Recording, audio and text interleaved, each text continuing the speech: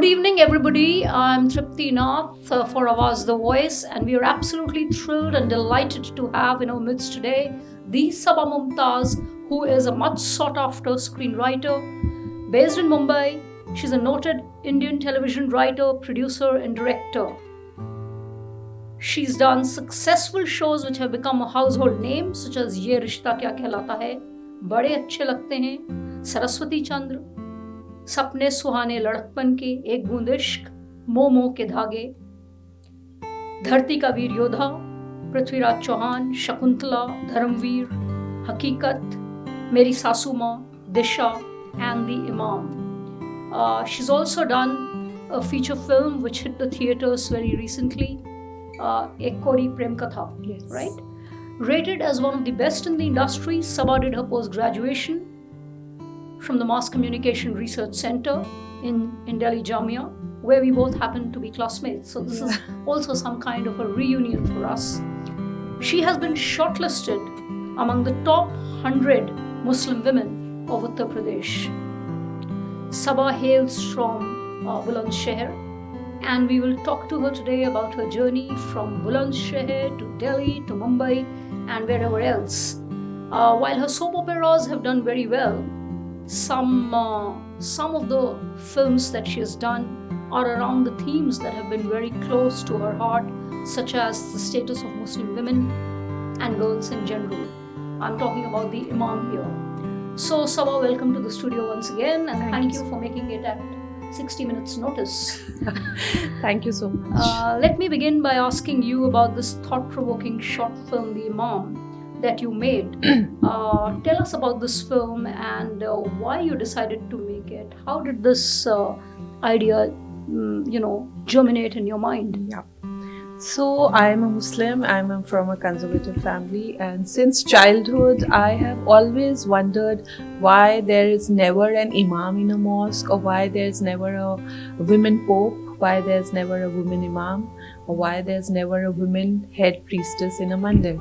So cutting across all religions, women are denied leadership positions in spiritual spaces, and this always bothers me, and it is a question stuck in my head. So I decided to express it through a film, and that is how the Imam was born. I believe that this film has been shot in your native village. Yes, it's been shot in my native village called Barwala, and most of the locations are family homes, family mosques, family fields. So it's like it was pretty easy to access all those places, and a lot of actors in the film are from the village itself. Only 2 professional actors we have, rest everybody is from the village. So it just lends itself to the whole beauty of the film. Tell us about your new film, Ek Kori Prem Katha, which has just been released. What is the theme of this film? So actually both my films, my short film as well as Kori Ek Prem Katha, they are both anti-patriarchy, and they are both for equality of women in this universe, not just this world. And a lot of places in India, virginity testing is still going on, not just in poor villages or poor households, but even in the most elite of classes. Everybody wants a virgin bahu. So this film is based on a pratha called kukri, which happens in Rajasthan, where on the wedding night the woman is given a white cotton ball or a white bed sheet, and it has to get some red stains on it on the wedding night. And if it doesn't, the woman is subjected to a lot of torture. Her family is asked for money, and in the process, a lot of women die also. So that is the film, and the protagonist of the film stands up against this pratha, and she says, I'm not going to go for this testing, and that's what the film is all about. What's the duration of this film? It's a feature film, 2-hour feature film. Oh, wow. Okay.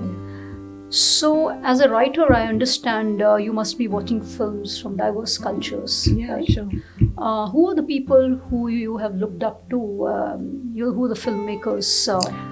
I think I read somewhere that you're very inspired by Iranian filmmakers. I'm deeply, deeply inspired by Iranian filmmakers, Abbas Kiarostami especially, because they make such simple, beautiful films, but they touch your heart and they give you the message without like really messaging, and that's the kind of cinema I adhere to, and I would like to make it for myself also. And I think somewhere, if I'm not wrong, I saw one interview of yours where you said that you've kind of borrowed this technique in narrating the story of the Imam, Yeah. which is a very sensitive issue otherwise. Actually, Imam was a feature film which I was pitching to a lot of production houses. Amir Khan Productions I had pitched it to. I had pitched it to another producer. They all seemed to like the script, the screenplay, but there was a little hesitancy because it can be a volatile subject. You can have the mullah standing up and saying ki aisa nahi ho sakta, things like that. So the film did not come through. I turned the film into a book, a novel, and it has been picked up by Om Publishers. By the end of the year, we'll have the book in publishing. And but I wanted to tell the story, so I thought of so I took inspiration from our Iranian filmmakers, and I thought, let me say it in such a way that nobody will be offended, and that was why I chose a 6-year-old kid as my protagonist, who was going and telling her father that I want to be an imam like you, and her journey. So it becomes very sweet, and yet I am able to say all the things I want to say through this film, through the child.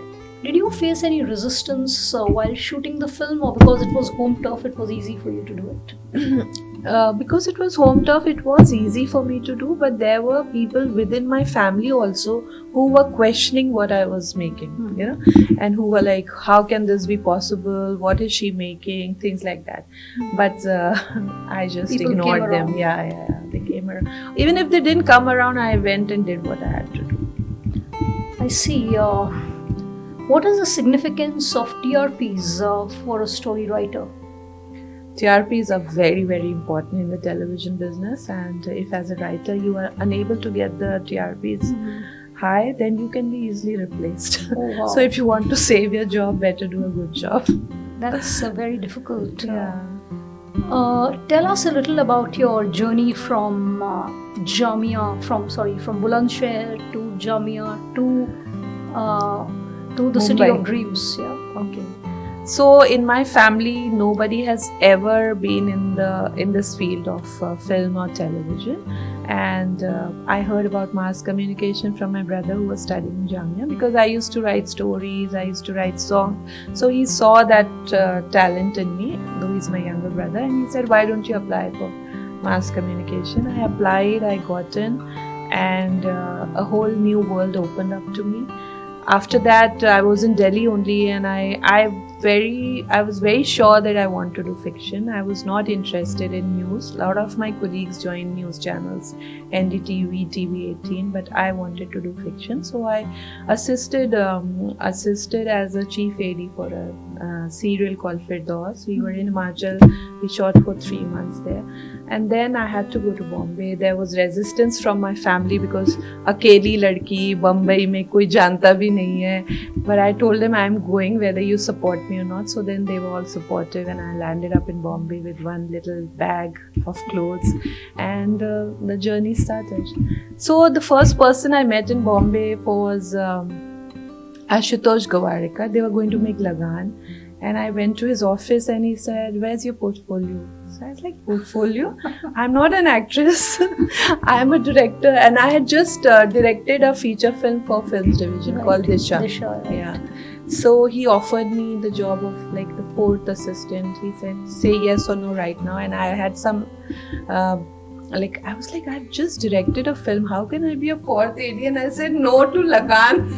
So that was funny. And then slowly I assisted. I wanted to assist Subhash Ghai for Yadein. Again, he said, "तुम बहुत बोलती हो," and I want assistant जो जुबान अपनी बंद रखे.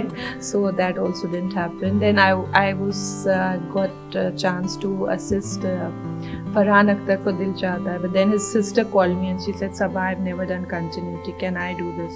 So I said okay, because I knew even if I say no, she will be the one getting the job. So things never happened in the film thing. And I started writing for television. And once I started writing for television, I did a great job. I don't know how. When did you start writing for television? So the first show I wrote was Hakikat, which was anchored by Mr. Mahesh Bhatt. So that was in 2000.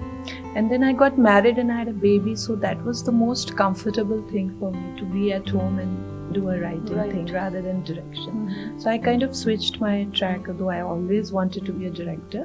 And I started writing, and I started, whatever shows I wrote, touchwood, mashallah, they all turned out to be big hits, and I continued.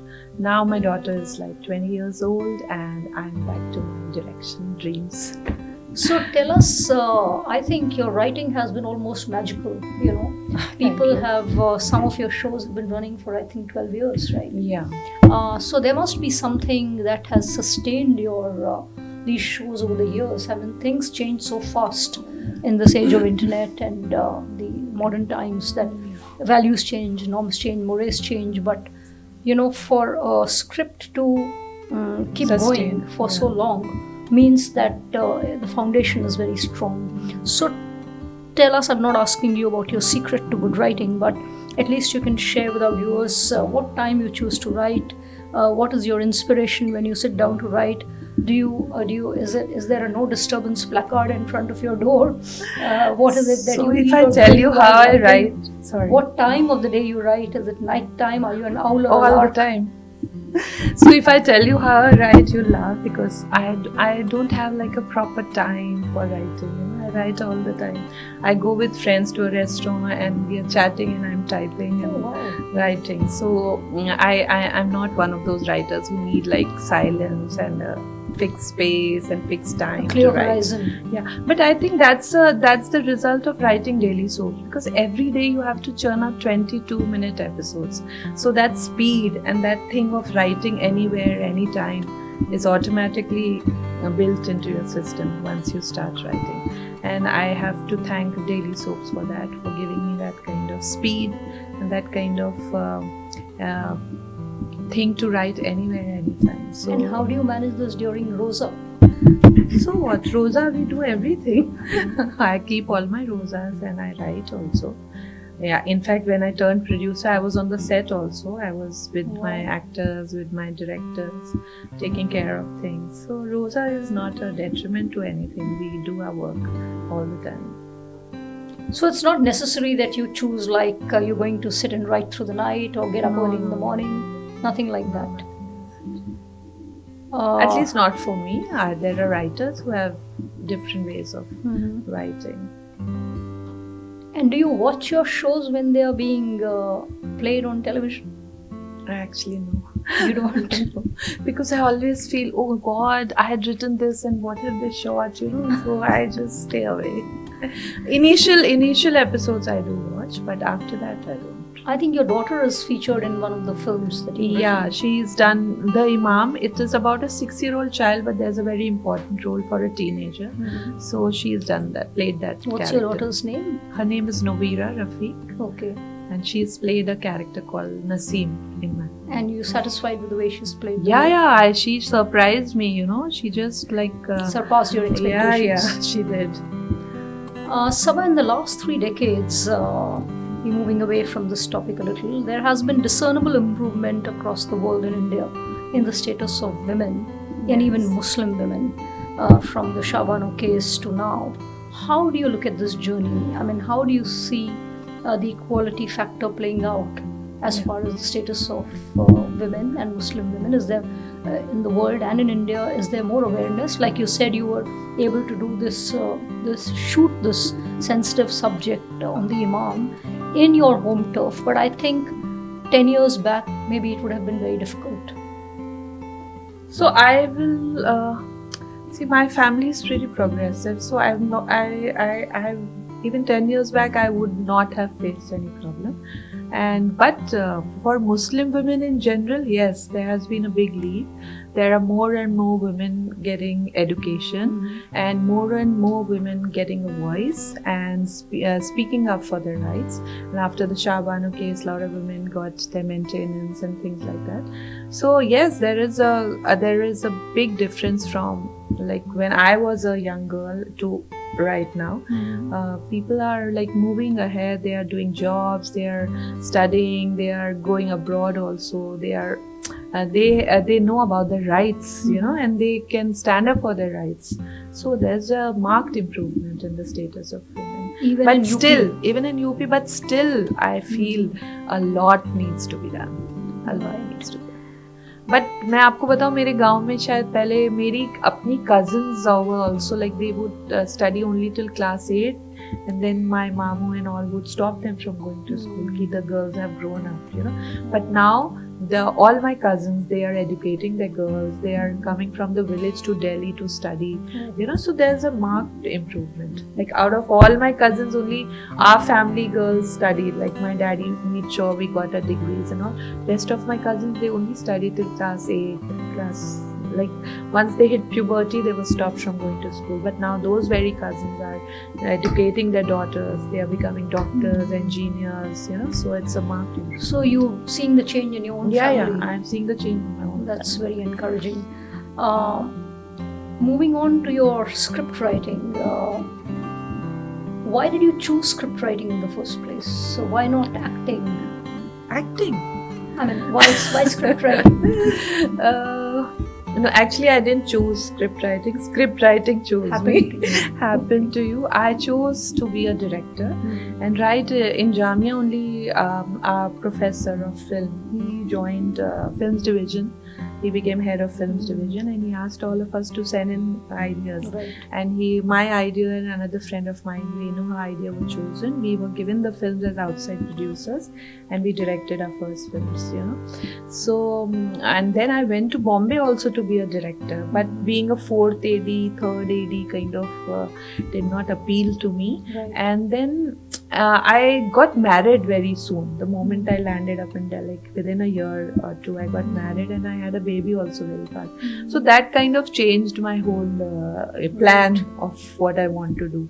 And I started writing. And once I started writing, mashallah, with the grace of God, things like became really good, or most of my shows were big hits, you know. I became a name in the industry, so I continued with it, and then I could give time to my child, send her to school, be with her, and I thought, yeah, let's wait till she grows up and get back to direction. So now she's older. So Sabha, if I were to ask you, you've not done one show that has been a big hit. You've done many shows that have been a big hit. So what is inshallah you'll do even better.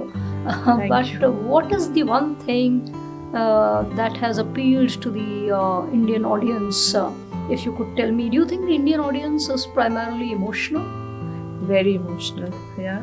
And they need to get attached to a character and then they will follow the character for like 100 years also if the show is on. So my strength is in creating those characters which people like, which people adore, whose journey people want to follow. So that is very important, and I think I have been I've tried and I've been able to create those characters. I think by that yardstick, the Pakistani soap operas are also very, very popular. Yeah. Or you watch them too? I do, not all of them, but some of them. Zindagi Gulzar. Yeah, the hit ones. Yeah. My daughter watches a lot. Oh, I see. Okay. I also wanted to know, like you telling me some time back about how some script was lying with the production house for some time. So sometimes it must be very frustrating that you've written a script, that's the best time for it to be out there, and people are sitting on it, or they take their own sweet time to process it. How do you deal with that? So there have been many times that I have given a concept or an idea which the channels loved, but they said, oh no, this is not for a family audience, Like I wrote a story about a transgender, a transgender love story. They all loved it and they all admired it and they said, okay, we'll do it. Then I wrote 8 episodes and we started casting and all, but then they clammed up. They said, oh no, it's not for a family audience. So it's not yet seen the light of the day? No, it's not seen the light of the day. Wow. And this I pitched like 5 years back, but now they are making stories like that, some other producers making it. So I feel very hurt and sad. Oh God, I gave this idea and now they didn't make it and now they are making it. So this is part of the game. Maybe the time was not right. I was thinking much ahead of time and now they are doing those kind of stories. Recently, one channel on Colors, there's a show coming where there's a girl who feels like a boy from inside, and how a sister supports her. And that is a story which I had pitched to even to Colors and to Star Plus, like not the same story, a different story, but a transgender story many years back. So this happens. But the world is all about ideas. Yeah, ideas. But then the ideas need to be at the right time, right place also. Yeah, and in sync with political In sync with the realities. political realities. So there are a lot of hit and misses. So, tell us about what tips you'd like to give to aspiring script writers. Aspiring scriptwriters, first of all, they need to watch a lot of films, watch a lot of daily soaps if they want to be television writers, read a lot of scripts, and read a lot of books, and continue writing. Because what we do as writing is a very lonely, so you write and then you say, it's not nice, and you give up. But writing is all about rewriting. So you have to write and rewrite till you get a perfect story. And you have to have a very good command over the language also. Of course. Whichever language you you're use a lot of writing. Hindustani in your scripts. Yeah. I have written Yeah. all Hindi scripts only. Right. But I write in English, and the dialogues are in Hindi. So tell us about Sabaa Mumtaz, the person. What are your personal hobbies? I mean, do you like cooking? Were you cooking something on Eid? No, I'm the last person to be seen in the kitchen. So I am not a cook at all. Okay. I love reading, I love traveling, I love just chilling and having fun with my child, with my cousins. We have a very big family, a lot of brothers and sisters, mashallah, a lot of kids. So I love that, chilling with the family, and reading, traveling is a great hobby I have. So what was And Eid like? cooking is the last thing. What was Eid like? Eid was good fun. We were all in a village, ancestral village, and all the cousins, everybody comes to the village. So like there are like these 8-9 houses which open up during the festival season, and then we cook, we play games, we visit each other, and it's just pure fun. And where do you see yourself like 10 years from now? Would you like to? I think I asked you once and you said you'd probably like to go back to your village at some point of time away from Not in 10 years. Not in 10 years. Not in 10 years from now, I want to see myself as a big producer. I want to see my production house, Mumtaz Sabaa Productions, as a big production house. In fact, as a big studio, I want to see my production house like Mumtaz Sabaa Studios, like Yash Raj Studios. So I'm not going to retire to the village in 10 years. Maybe 20 That's years. 25 years. Later. But you want to give back to your village. Yeah, I want to go back to my village, open a school there, maybe a hospital, teach the kids, give back whatever I have got from. That's a very noble thought. I think I your hope I follow up in. grandfather was already doing something socially meaningful. Yes, in your my village. Nana, he had given a lot of land, and he built like a madarsa and people for poor kids. So that madarsa was running for a long time, but it was very like old time when Maulana used to say it, and few kids from very poor families used to come, which has been taken over by my sister. She's modernized it completely, and the children are being taught the Quran along with the CBSE syllabus. curriculum. So Okay. we are doing that, and all of the family are supporting them. That's great. Sabaa, anything else that you think I missed out on and you'd like to tell our viewers? I think meeting old friends is great. And suddenly out of the blue is even greater, and I would love all of you to watch my films, watch my shows, and thank you for listening to us. Thank you. Thank you so much. Thanks a lot. Inshallah, all your wishes will come true, Sabaa. Inshallah. Thank you so much. Thank you.